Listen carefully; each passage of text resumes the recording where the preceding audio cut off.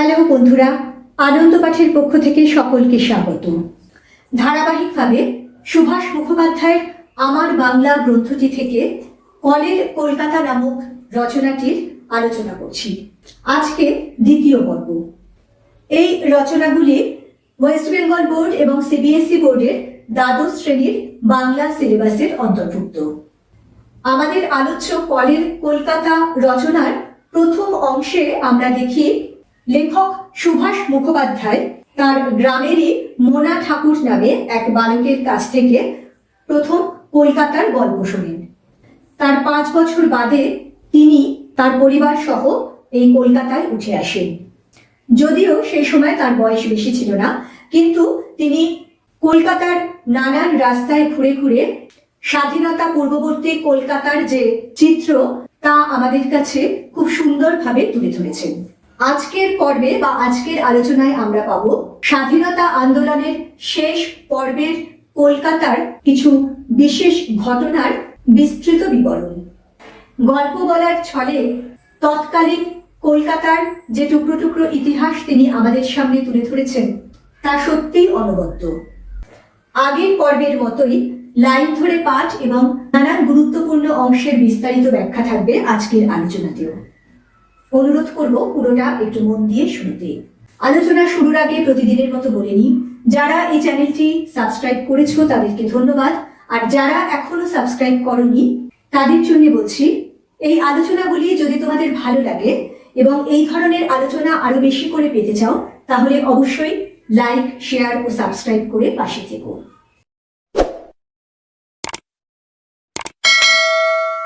শুরু করছি আজকের পাঠ ও আলোচনা। সুভাষ মুখোপাধ্যায় রচিত কলের কলকাতা নামক রচনার দ্বিতীয় পর্ব। হঠাৎ একদিন ক্ষেপে উঠল কলের কলকাতা। গলিগুলো সব এক টানে বড় রাস্তায় এসে পড়ল। শহরময় চাঞ্চল্য, হই হল্লা, গোলপুকুরে মিটিং, গোলদিঘিতে মিটিং, রাস্তার মোড়ে মোড়ে মিটিং। মিটিং ছাড়া মানুষ নেই। পাড়ার ছেলেরা বাঙাল বলে আর খেপায় না, কাঁধে হাত দিয়ে বলে, চল ভাই মিটিংয়ে। পার্কে রোজ মিটিং আর স্কুলে পিকেটিং। এ এক নতুন মজা, কেন কেউ জানে না, কিন্তু মেতে উঠেছে সবাই। কেউ আর ছাদে নয়, সব রাস্তায়। জনসমুদ্রে জোয়ার লেগেছে, একটু একটু করে বোঝা গেল। স্বাধীনতাহীনতায় কে বাঁচিতে চায় রে, কে বাঁচিতে চায়? ইংরেজ চলে যাক, আমাদের দেশ আমাদের থাক। সত্যিই তো, কেন আমরা পরাধীন থাকবো? সারা শহরে আগুন, সে আগুনে জ্বলছে বিলিতি কাপড়। পাড়ায় পাড়ায় দল বেরিয়েছে, গম গম করছে তাদের আওয়াজ, বিলিতি কাপড় পুড়িয়ে ফেলো। দুপাশের বাড়ি থেকে রাস্তায় ছুঁড়ে দেওয়া হচ্ছে রাশি রাশি বিলিতি কাপড়। এই যে বলছে কেউ আর ছাদে নয়, সব রাস্তায়। তোমরা যদি আগের অংশটুকু পড়ে থাকো বা শুনে থাকো তাহলে নিশ্চয়ই মনে থাকবে যে বিকেল বেলায় সেই সময় পাড়ার সব ছেলেরা ছাদে উঠে যেত ঘুড়ি ওড়াতে। কিন্তু এই সময়টাতে কেউ আর সেই ঘুড়ি ওড়াতেও ছাদে যাচ্ছে না, সব রাস্তায় মিটিং মিছিলে ব্যস্ত। জনসমুদ্রে জোয়ার লেগেছে। জোয়ারের জল যেমন ফুলে ফেপে আছড়ে পড়ে, ঠিক সেরকম ভাবেই যেন জনগণ রাস্তায় আছড়ে পড়ছে। কেন এরকম হচ্ছে সেটা প্রথমে বুঝতে না পারলেও পরে তিনি বুঝতে পারেন যে এ হলো স্বাধীনতা সংগ্রাম। সারা শহরে যেন আগুন জ্বলে উঠেছে এবং সেই আগুনে বিলিতি কাপড় পোড়ানো চলছে। ইতিহাসে তোমরা নিশ্চয়ই পড়ে থাকবে যে সুদূর ইংল্যান্ডের ম্যানচেস্টার থেকে যে বিলিতি কাপড় এদেশে বিক্রি হতো, একটা সময় এসেছিল যখন সেই সব বিলিতি কাপড় সব বর্জন করার ডাক দেওয়া হয়েছিল। রোয়াকের ওপর বসে বুড়োর দল তকলি ঘোরাচ্ছে। সুতো কাটার সঙ্গে সঙ্গে চলেছে গল্প গুজব। সারাদিন কোথায় কি ঘটেছে সন্ধেবেলায় তার হিসেব নিকেশ দেন ডাক্তারবাবুর ক্যানভাসার ভাই। আজ অমুক পার্কে লাঠি চালিয়েছে, উফ কি রক্ত। কাল ময়দানে ঠিক গুলি চালাবে। ভয় আঁতকে উঠে যে যার ঘর আগলাবার জন্য বুড়োর দল তকলি হাতে করে বাড়ি মুখ ছোটে। সেই সময় যারা অহিংস আন্দোলনে বিশ্বাসী ছিল তারা চরকা কাটত। সেই প্রতীকী চরকা কাটা কিন্তু তখন দেশের বহু মানুষের, বিশেষত বয়স্ক মানুষদের দেশপ্রেমের একটা প্রতীক হয়ে উঠেছিল। আর এই যে বলছেন যে কোথায় কি ঘটেছে সারাদিন তার হিসেব নিকেশ দেন ডাক্তারবাবুর ক্যানভাসার ভাই, কারণ ক্যানভাসার হলেন হকার, ফলে বিভিন্ন জায়গায় তার যাতায়াত, তাই নানান জায়গার খবর তার কাছে সবচেয়ে বেশি থাকতো। সারাটা দিন নেশার মতো লাগে।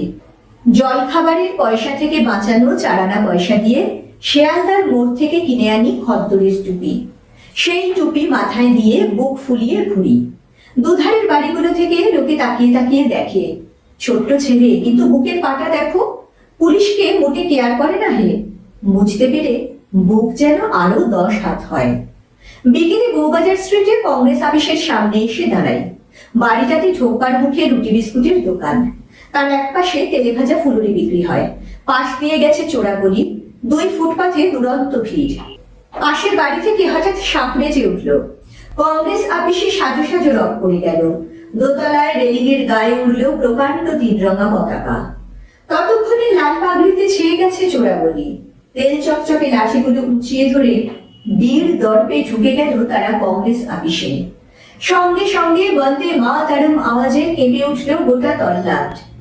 গেটের কাছে এসে দাঁড়ালো কালো ঢাউস কয়েদি গাড়ি। গোড়া সার্জেন্ট গুলো বেতের ছড়ি চালিয়ে ভিড় সরাতে লাগলো। দোতলায় লাইন বেঁধে দাঁড়ালো গান্ধী টুপি মাথায় দেওয়া ভলান্টিয়ারের দল। তাদের মাঝখানে ফুলের মালা গলায় দিয়ে ডিরেক্টর। ভিড় ঠেলতে ঠেলতে ভর্তি ভ্যান চলল মুচিপাড়া থানায়। পেছনে পেছনে বিরাট জনতা। সেন্ট জেমস পার্কের ছোট ছোট ছেলেরা খেলা ফেলে দিয়ে ছুটে আসে। থানার সামনে লোকে লোকারণ্য। রেলিং এর উপর উঠে বাচ্চা ছেলেরা চেঁচায়, বন্দে মাতরম, লাল পাগড়ির মাথা গরম। জোয়ারের জলের মতো জনতা ফুলে ফুলে ওঠে। তাদের চোখের দিকে তাকিয়ে হঠাৎ পুলিশ ভয় পেয়ে যায়। শুরু হয়ে যায় এলোপাথারি লাঠিচার্জ। যে যেদিকে পারে ছুট দেয়। এমনি করে রোজ ছুটতে ছুটতে রাস্তাঘাট চেনা হয়ে গেল। একদিন কংগ্রেস অফিসের সামনে রোজকার মতো দাঁড়িয়ে আছি। নিয়মিত পাশের বাড়িতে শাঁখ বেজেছে। পুলিশ ঢুকে গেছে কংগ্রেস অফিসে। হঠাৎ দেখি দোতলায় ভলান্টিয়ারদের মধ্যিখানে ফুলের মালা গলায় দিয়ে দাঁড়ানো। আরে, এই যে আমাদের রামদুলাল বাবু, আমরা যার বাড়িতে থাকি। কি আশ্চর্য, উনি আবার কবে ডিরেক্টর হলেন? দেখা গেল এই যে স্বাধীনতা সংগ্রামের আগুন জ্বলে উঠল কলকাতা শহরে, আলোচ্য রচনার লেখক সেই সময় ছোট থাকলেও তিনিও কিন্তু সেই আন্দোলনে প্রত্যক্ষভাবে যোগ না দিলেও ভীষণভাবে মনে প্রাণে জড়িয়ে পড়েছিলেন।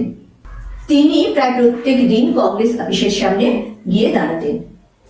একদিন সেখানে ফুলের মালা গলায় দেওয়া জেলে যাওয়া স্বাধীনতা সংগ্রামী, যাকে ডিরেক্টর বলে উল্লেখ করছেন, তাকে দেখে একেবারে হতবাক হয়ে যান। কারণ তিনি আর কেউ নন, তাদেরই বাড়িওয়ালা রামদুলাল বাবু। বুকটা 10 হাত ফুলে উঠল। সকলের সঙ্গে গলায় গলা মিলিয়ে চেঁচিয়ে বলে উঠলাম, রামদুলাল বাবু কি জয়। এমন ভাব নিয়ে চারপাশে তাকাতে লাগলাম যেন ফুলের মালাটা আমার গলাতেই কেউ পরিয়ে দিয়েছে। না বলে পারলাম না, উনি হচ্ছেন আমাদের রামদুলাল বাবু, চেনেন না? চারপাশে কেউ কথাটাকে তেমন আমল দিল না বলে একটু চুপসে গেলাম। আমার সঙ্গে চেনা আছে রামদুলাল বাবুর, তাই লোকগুলোর অত হিংসে।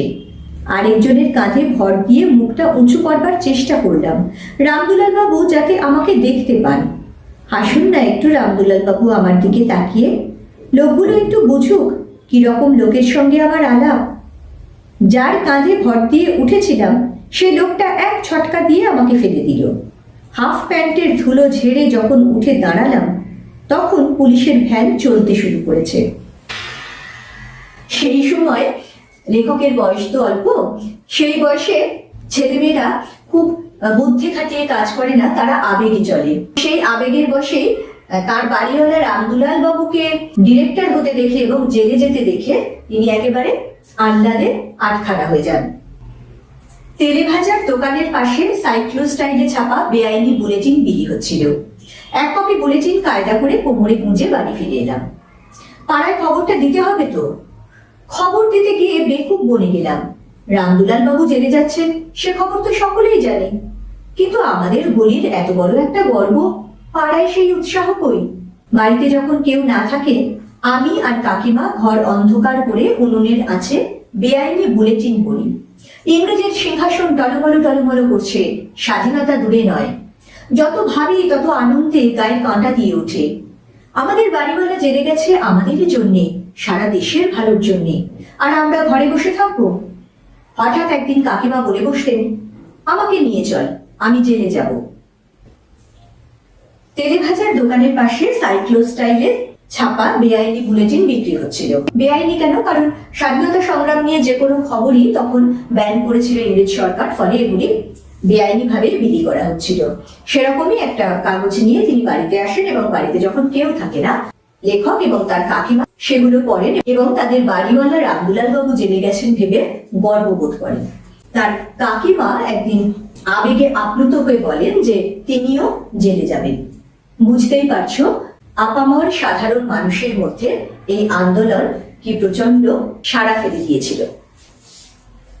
সারা কলকাতা খেপে উঠেছে। রাস্তা দিয়ে হরদম পুলিশের ভ্যান যাচ্ছে।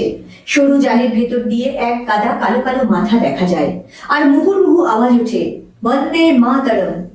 বড়বাজারের বিলিতি কাপড়ের দোকানে পিকেটিং, মদের দোকানে পিকেটিং। লোকের মুখে স্বদেশী ছাড়া আর কথা নেই। যেদিন স্কুল হয় সেদিন মাস্টার ছাত্র একসঙ্গে বসে তকলি কাটি।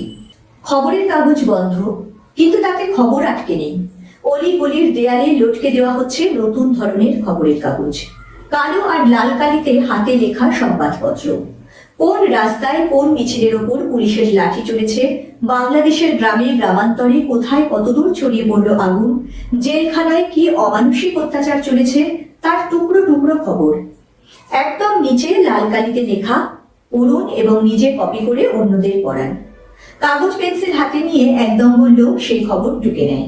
এমনি করে মুখে মুখে ছড়িয়ে যায় খবর। রামদুলাল বাবুর দাদা একদিন বললেন, দেখা করতে যাবে জেলখানায়? আনন্দে আটখানা হয়ে সঙ্গে গেলাম। কেমন করে ঘুরে ঘুরে গেলাম মনে নেই। ট্রাম থেকে নামতেই সামনে লোহার প্রকাণ্ড সিং দরজা। সেপাইয়ের হাতে চিঠি দেওয়া হলো, হুকুম হলো ভেতরে ঢোকা। ইংরেজের জেলখানায় হেঁচ হয়ে ঝুঁকতে যা রাগ হচ্ছিল, কিন্তু কি আর করা যাবে, আমরা একা নই, অনেকেই তো ঢুকছে। আমরা ঢুকছি এমন সময় একটা কয়েদ গাড়ি থেকে নতুন একদল বন্দী এসে হাজির। বন্দে মাতরম শব্দে জেলখানা কেঁপে উঠল। একটু এগিয়ে বাঁ হাতের শেষ ঘরটায় বন্দীদের সঙ্গে দেখা সাক্ষাৎ করার ব্যবস্থা। মেঝের ওপর শতরঞ্জি পাতা। ঘর ভর্তি লোক। ঘরে একটি মাত্র টেবিল এবং চেয়ার। চেয়ারের উপর যিনি বসে আছেন তাকে দেখে নিজের চোখকে বিশ্বাস হচ্ছিল না। কাগজের ছবিতে হুবহু এই মুখ দেখেছি। সুভাষচন্দ্র বসু না? কয়েক গাড়ি থেকে একটা করে দল এসে নামছে, আর তিনি ছুটে বাইরে যাচ্ছেন। তাদের জড়িয়ে ধরে বলছেন, তোমরা এসেছো? স্বাধীনতা সংগ্রামের এই আন্দোলনের অভিঘাতে অজস্র মানুষ, সাধারণ মানুষ স্বেচ্ছায় জেলবন্দী হয়। রামদুলাল বাবুর দাদার সঙ্গে একদিন জেলখানায় যায় লেখক। সেখানে তার জীবনের অন্যতম স্মরণীয় একটি ঘটনা ঘটে। সেখানে তিনি নেতাজি সুভাষচন্দ্র বসুর সাক্ষাৎ পান। এছাড়া আরো একটি উল্লেখযোগ্য ঘটনা ঘটেছিল। একজন বন্দী তাকে ছোট ছেলে দেখে একটি অনুরোধ করেছিল যে তার মায়ের কাছে সেই বন্দী ভালো আছে এই খবরটুকু পৌঁছে দেওয়ার জন্যে। আলসেমি করে যা তিনি তখন করেননি, সেজন্য সারা জীবন তার মনের মধ্যে একটা কাঁটা বিঁধেছিল। জেল থেকে বেরিয়ে এসে তিনি ভাবতে থাকেন, কিসের টানে কেন এত এত মানুষ স্বেচ্ছায় জেলে যাচ্ছে। তখনই তার মনের মধ্যে জেগে উঠে তার মায়ের শিখিয়ে দেওয়া একটি গান, ও তোর শিকল পরা ছল, শিকল পরে শিকল রে তুই করবি রে বিকল। 3 মাস অসুখে অচেতন ছিলাম। এর মধ্যে বাসা বদল হয়েছে। উঠে এসেছি ফিরিঙ্গি পাড়ায়। কারাগুলি ছেড়ে বউবাজারের বড় রাস্তায়, যে রাস্তায় থাকেন ডাকাতে কালী। কাকিমা দেখলাম একদম বদলে গেছেন। ছেলে মেয়ে নিয়ে তিনি ঘোরতর সংসারী। কাঁধ থেকে ভাব প্রবণতার ভূত একেবারে নেমে গেছে। রাস্তায় কচ্ছিত কদাচিৎ জাল দেওয়া কয়েদ গাড়ি চোখে পড়ে। ভাটার টানে জোয়ারের জল নেমে যায়। টলতে টলতে রাস্তায় বার হই। কই কোথায় সেই ফেনিয়ে ওঠা জনসমুদ্র? পার্কে মিটিং নেই, বড়বাজারে পিকেটিং নেই। একেবারে নতুন চেহারা শহরের। দেখলে কে বলবে এই শান্ত নিরীহ কলকাতা দুদিন আগে রেগে খুন হয়ে উঠেছিল। সবকিছুই বদলে গেছে। মনেই হয় না সামনের বড় রাস্তা কোনোদিন বন্দে মাতরম শব্দে মুখর হয়েছিল। ট্রামের সঙ্গে পাল্লা দিয়ে চলেছে বাস। ভিড় আছে রাস্তায়, ম্লান মুখ অফিস যাত্রীর, অফুরন্ত মিছিল। চেনেপাড়া থেকে চোলাই করা বড় বড় মদের জ্বালা ধরে নিয়ে আসে আবগারি পুলিশ। দুবাবুরের নিচে ক্রাচ নিয়ে ঘোরে খোঁড়া ইনফরমার। গাঁজা আফিংয়ের বেআইনি আড্ডাগুলো তার নখদর্পণে। ধরা পড়া লোকগুলোর জামিন হয় জুতোর দোকানের মালিক চিন থাই। সারাদিন এইসব দাঁড়িয়ে দেখি। বিকেলে গিয়ে বসি পার্সি চোখের ডাক্তারের চশমার দোকানে। রাস্তায় মোটরের নম্বর গুনি। এত লোক, তবু ফাঁকা ফাঁকা লাগে এই শহর। পাশে দাঁতের হাসপাতালের নিচে ইহুদিদের যেন কি একটা পরব। জানালার ফাঁক দিয়ে গরম গরম হাতে তৈরি রুটি বিলি হচ্ছে দুস্থ ইহুদিদের জন্য। ঘুরের জন্য মাঝে মাঝে লগিহাতে রাস্তায় ছুটি। বাদাম আখরোটের দোকানের সামনে সতৃষ্ণ নয়নে তাকিয়ে থাকি। হাঁটতে হাঁটতে ফুটপাথের চৌখুপি ঘর গুনি। গির্জায় রবিবারের স্কুল বসে। সকালবেলায় মাঝে মাঝে গেটের সামনে পেরি সাহেব কেরোসিন কাঠের বাক্সের ওপর দাঁড়িয়ে ভাঙা বাংলায় অ্যাকর্ডিয়ান বাজিয়ে খ্রিস্ট সঙ্গীত করেন, আর তার সাঙ্গপাঙ্গরা বিলি করে লাল মলাটের চটি বই, মথি লিখিত সুসমাচার। হঠাৎ একদিন বাড়ির সামনে দেখা হয়ে গেল জেল ফেরত পুরনো বাড়িওয়ালা রামদুলাল বাবুর সঙ্গে। গোমরা মুখ দেখে মনে হয় না গলায় কোনোদিনও আবেগ ভরে মালা দেওয়া হয়েছিল। দুঃখ করে বললেন দাদুকে, আর বলেন কেন, মিছিমিছি জেলে যাওয়া হলো। কর্পোরেশনে নতুন নিয়ম হয়েছে, জেলে গেলে আর মাইনে বাড়বে না। কি মুশকিল বলুন তো, শুধু শুধু কটা মাস জেল ভোগ করতে হলো। ও, এই জন্যে জেলে গিয়েছিলেন, মাইনে বাড়াবার জন্যে? নিজের ওপরই রাগ হলো। কি বোকা আমি! এই লোকটার জন্যে একদিন গর্ব করে বেরিয়েছিলাম। সেই জেল থেকে ঘুরে আসার পরে লেখক অসুস্থ হয়ে পড়েন। এতটাই অসুস্থ যে 3 মাস প্রায় অচেতন মতন ছিলেন। তার মধ্যে ঘটে গেছে অনেক ঘটনা। তারা বাড়ি বদলেছেন, উঠে এসেছেন ফিরিঙ্গি পাড়ায়। ফিরিঙ্গি পাড়া বলতে বোঝায় অ্যাংলো ইন্ডিয়ানদের পাড়া। রাস্তায় যে জাল দেওয়া কয়েদ গাড়ি চোখে পড়ত, যাতে চড়ে সাধারণ মানুষ কাতারে কাতারে জেলে গেছিল, সেই গাড়ি এখন কালীভদ্রে দেখা যায়। একে তিনি তুলনা করেছেন ভাটার টানে জোয়ারের জল নেমে যাওয়ার সঙ্গে। নদীতে যখন জোয়ার আসে তখন জল পাড়ে আছড়ে পড়ে, কিন্তু ভাটার সময় অনেক দূরে জল চলে যায়, শান্ত স্তিমিত হয়ে আসে। 3 মাস আগে কলকাতা শহরে সেই আন্দোলনের যে জোয়ার নেমে এসেছিল, তাতে ভাটার টান এসেছে। সে আন্দোলন একেবারে স্তিমিত হয়ে গেছে। মানুষ আবার তাদের নিত্যকার জীবন জীবিকায় ফিরে গেছে। এরপরেই তিনি সেই পুরনো কলকাতার কিছু ছবি তুলে ধরেছেন। এই আলোচনার প্রথম পর্বে, অর্থাৎ এই কলের কলকাতা রচনাটির প্রথম অংশে লেখক সেই সময়কার কলকাতার টুকরো টুকরো ছবি তুলে ধরেছিলেন। এখানে সেই পুরনো কলকাতারই আরো নানান ধরনের বিবরণ পাই। যেমন চিনে পাড়ায় বড় বড় মদের জ্বালা ধরে নিয়ে আসে আবগারি পুলিশ। ওই অঞ্চলে ইহুদিদের বসবাস ছিল। তাদের কোনো একটা উৎসবের সময় জানালার ফাঁক দিয়ে গরম গরম হাতে তৈরি রুটি বিলি করা হয় দুস্থ অর্থাৎ দরিদ্র ইহুদিদের জন্য।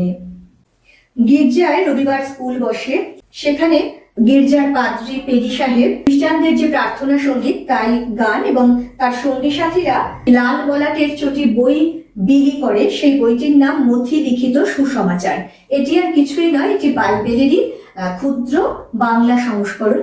সেই সময় এইসব ইংরেজ পাদ্রী বা মিশনারিরা তারা যথেষ্ট জনহিতকর কাজ করতেন, কিন্তু সেই সঙ্গে বা সেসব কাজের পেছনে তাদের মূল উদ্দেশ্য ছিল ধর্মান্তরিত করা, এদেশের মানুষকে খ্রিস্ট ধর্মে দীক্ষিত করা। এইগুলি তারই একটা অঙ্গ। একদিন সেই পুরনো বাড়িওয়ালা রামদুলাল বাবুর সঙ্গে দেখা, যিনি একসময় জেলে গেছিলেন এবং যার জন্যে তার গর্বে বুক ফুলে উঠেছিল। সেই রামদুলাল বাবুর প্রকৃত পরিচয় তিনি পেলেন এই সময়। জানা গেল যে কোনো দেশপ্রেমের তাগিদে তিনি জেলে যাননি, তিনি আসলে জেলে গিয়েছিলেন মাইনে বাড়াতে। ফুটপাথে ছবি বিক্রি হয়। ভগৎ সিং, বটুকেশ্বর দত্ত, যতীন দাসের ছবি। নেভেনি আগুন, ছাই চাপা হয়ে সে আগুন জ্বলছে। উল্কার মতো মাঝে মাঝে আকাশ থেকে খসে পড়েছে। মেছুয়া বাজার, চট্টগ্রাম, মেদিনীপুর। খবরের কাগজের প্রথম পাতায় আগুনের হলকার মতো এক একটা খবর। বোমার আওয়াজে কেঁপে ওঠে লাল দিঘির দপ্তর। সারা বাংলাদেশকে কাঁদিয়ে ফাঁসি যায় রামকৃষ্ণ বিশ্বাস, দীনেশ মজুমদার, আরো অসংখ্য শহীদ। মাঝে মাঝে এক একটা দমকা হাওয়ায় কলকাতার গুমট ভাঙে। তারপরই সব চুপচাপ। সন্ধেবেলায় রাস্তায় হেঁকে যায় তপসে মাছ, বেলফুলের মালা, কুলপি বরফ। জেল থেকে ফিরে এসে শশাঙ্কর খদ্দরধারী দাদা মিলের ধুতি পরে কলেজে যায়। ঘরের দরজায় এঁটে পরীক্ষার জন্য পড়ে। বাইরের ঘরে বাবার কাছে আসেন এক সরকারি উকিল। তিনি বলেন, চট্টগ্রাম অস্ত্রাগার লুণ্ঠনের মামলার গল্প। ঘরে আর কারো থাকার হুকুম নেই। পর্দার পেছনে দাঁড়িয়ে আমি আর দাদা লুকিয়ে লুকিয়ে শুনি। ভদ্রলোক বলেন একেবারে মশগুল হয়ে, যেন তিনি সূর্য সেনেরই দলের লোক। গণেশ ঘোষের লেখা কবিতা সুর করে পড়েন। কল্পনা দত্তের ডায়েরি থেকে পাতার পর পাতা মুখস্থ বলে যান। মুগ্ধ বিস্ময়ে আমরা বসে শুনি। অসাধারণ বলার ক্ষমতা ভদ্রলোকের। কাহিনী যে কখন শেষ হয়ে যায় খেয়ালই থাকে না। মাঝে মাঝে পর্দার পেছনে ধরা পড়ে গিয়ে বকুনিও খাই। যে ভাটার টানে সব আগুন নিভে গেছিল বলে তার মনে হয়েছিল, আসলে সে আগুন তখনও ছাই চাপা হয়ে জ্বলছিল। যে কোনো ব্যাপারে যখন একটা প্রবল হুজুগ আসে, সেই হুজুগ কিন্তু কখনোই দীর্ঘস্থায়ী হতে পারে না, তা সেটা যত গুরুত্বপূর্ণ বা যত সিরিয়াসই হোক না কেন। এমনকি স্বাধীনতা সংগ্রামের আন্দোলনের ক্ষেত্রেও সেটা বারে বারেই দেখা গেছে। কিন্তু এই দেশপ্রেমের আদর্শ যে বহু মানুষের ক্ষেত্রেই জীবন মরণের প্রশ্ন হয়ে দাঁড়িয়েছিল, তার প্রমাণ কিন্তু ইতিহাসে রয়ে গেছে। সেই প্রবল আন্দোলনের জোয়ার থেমে যাওয়ার পরেও বিভিন্ন জায়গায় নানান ঘটনা ঘটতে থাকে। এর মধ্যে রামকৃষ্ণ বিশ্বাস, দীনেশ মজুমদার এবং আরো অসংখ্য শহীদের রক্তে লাল হতে থাকে দেশের মাটি। আবার দেখো, একই সঙ্গে যে সাধারণ মানুষের জীবনও চলতে থাকে গতানুগতিকভাবে, তারও উদাহরণ দিয়েছেন। জেল থেকে ফিরে আসা যুবক আবার পরীক্ষায় বসার জন্য তৈরি হতে থাকে। এই সময় তার বাবার কাছে একজন সরকারি উকিল আসতেন। তিনি এমন ভাবে বিপ্লবীদের কথা বলতেন যেন মনে হতো যে তিনিও একজন স্বাধীনতা সংগ্রামী, এবং তার বলার ভঙ্গিতে মুগ্ধ হয়ে যেতেন লেখক ও তার দাদা, যারা লুকিয়ে লুকিয়ে পর্দার পিছনে তারই কথা শুনতেন এবং মাঝে মাঝে ধরা পড়ে বকুনি খেতেন। পাহাড়তলি, ধলঘাট, কালারপুল যেন কুরুক্ষেত্রের এক একটা উপাখ্যান। সূর্য সেন আর অম্বিকা চক্রবর্তী, অনন্ত সিং আর গণেশ ঘোষ, কল্পনা দত্ত আর প্রীতি ওয়াদ্দেদার যেন কুরুক্ষেত্রের এক একজন মহারথী। নেই তাদের অক্ষৌহিনী সেনা। তারা বোঝাতে চেয়েছিল অসির বিরুদ্ধে চাই অসির ঝঞ্ঝনা। সরকারি উকিল চলে যাবার পর রাগে হাত নিষ্পিস করে। লোকটা একজন পয়লা নম্বরের ভণ্ড, মুখে এক মনে এক। গল্প বলবার সময় দেশকে ভালোবাসার কত কথাই না সে বলে। সূর্য সেনদের জন্য দরদ যেন তার উথলে উঠছে। কিন্তু এরপরই বাড়ি ফিরে গিয়ে লোকটা বাংলার বীরদের ফাঁসি কাঠে ঝোলাবার জন্য আইনের পাতা ঘাঁটতে বসবে। এরা মানুষ না আর কিছু। আমি আর দাদা দেয়ালের ছবির কাছে প্রার্থনা জানাই, ঠাকুর সূর্য সেনকে ওরা যেন খুঁজে না পায়। রাস্তায় গণৎকারের কাছে হাত দেখাতে বসি। দেশ স্বাধীন হবে কবে? গণৎকার গম্ভীর হয়ে আঁক যোগ করে বলে, 2.5 বছর পরে। তারপর কত 2.5 বছর কেটে গেল। গণৎকারদেরও কত ভুলই না বদলালো। তারা কখনো বেকারদের হাত দেখে বলল চাকরি হবে কিনা, কখনো ভয় পালানো লোকেদের বলল জাপানি বোমায় প্রাণ যাবে কিনা। কলকাতার মরা গাঙে বার কয়েক ছোট বড় ঢেউ এসে লাগলো বটে, কিন্তু বান ডাকলো না আর। কাকার জুট আপিসের চাকরি গেল, সরকারি আপিসে বাবার মাইনে কাটা গেল। ছাপোষা সব সংসারে দাউ দাউ করে জ্বলে উঠল অভাবের আগুন। সস্তা ভাড়ায় 1.5খানা ঘরে কোনো রকমে মাথা গুঁজে কোণঠাসা হয়ে উঠে যেতে হলো শহরতলিতে। এই অংশে দেখো, এই লাইনটি খুব গুরুত্বপূর্ণ, যেখানে বলছেন যে তারা বোঝাতে চেয়েছিল অসির বিরুদ্ধে চাই অসির ঝঞ্ঝনা। অসির অর্থাৎ তলোয়ার। এখানে অহিংস আন্দোলনকে একটু যেন কটাক্ষ করে লেখক বলেছেন, ওই আবেদন নিবেদনের রাজনীতিতে দেশের স্বাধীনতা আসবে না। ইংরেজদের দয়ায় স্বাধীনতা ফিরে পেতে তারা প্রস্তুত ছিলেন না। এই যে সশস্ত্র সংগ্রাম, তারও কিন্তু স্বাধীনতা সংগ্রামের ইতিহাসে একটা বিরাট ভূমিকা রয়েছে, এবং অহিংস আন্দোলনের বিপরীতে এই আন্দোলন কিন্তু যথেষ্ট তাৎপর্য এবং গুরুত্বের দাবি রাখে। সে কথাই লেখক বোঝাতে চেয়েছেন এখানে। আর বলছেন কলকাতার মরাগাঙে বার কয়েক ছোট বড় ঢেউ এসে লাগলো বটে, কিন্তু বান আর ডাকলো না। অর্থাৎ সেই যে একটা প্রচন্ড জোয়ার এসেছিল স্বাধীনতা সংগ্রামের, সেই জোয়ার কিন্তু অনেকটা থেমে গেছিল। তারপরে ছোট ছোট নানান ঘটনা ঘটেছে, কিন্তু সার্বিকভাবে সেই আন্দোলনের তেজ যেন কমে গেছিল। আর তাদের সংসারে কিন্তু একটা বিরাট পরিবর্তন হলো বলা যায়, বিধ্বস্ত হয়ে গেল তাদের সংসার, কারণ তাদের দারিদ্র চরমে উঠলো। ফলে তারা একটা সস্তা ভাড়ায় দেড়খানা ঘরে শহরতলিতে উঠে গেলেন। কলকাতা শহরে থাকা তাদের আর হলো না। আমাদের আজকের আলোচনা এই পর্যন্তই।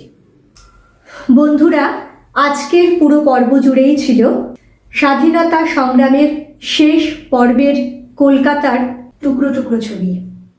এই রচনার শেষাংশ আমরা জানবো পরের ভিডিওতে, অর্থাৎ তৃতীয় পর্বে। খুব তাড়াতাড়ি পরের ভিডিও নিয়ে ফিরে আসছি। সঙ্গে সঙ্গে নোটিফিকেশন পেতে চাইলে সাবস্ক্রাইব করে বেল বাটনটি অন করতে ভুলো না। আজকের মতো টাটা। খুব ভালো থেকো সবাই।